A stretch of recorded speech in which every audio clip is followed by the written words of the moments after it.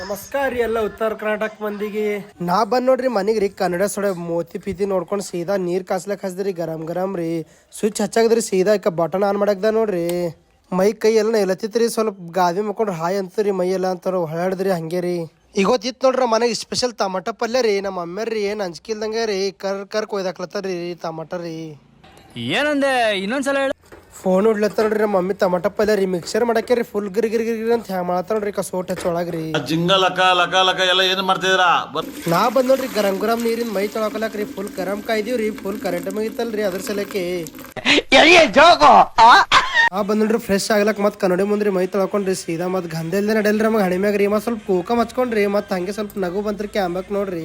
ಏನ್ ಸ್ಮಾರ್ಟ್ ಆಗಿದೆಯಲ್ಲಿ ಆಫ್ರಿಕಾದಿಂದ ನಡ್ಕೊಂಡೇ ಬಂದ್ಬಿಟ್ಟಿ.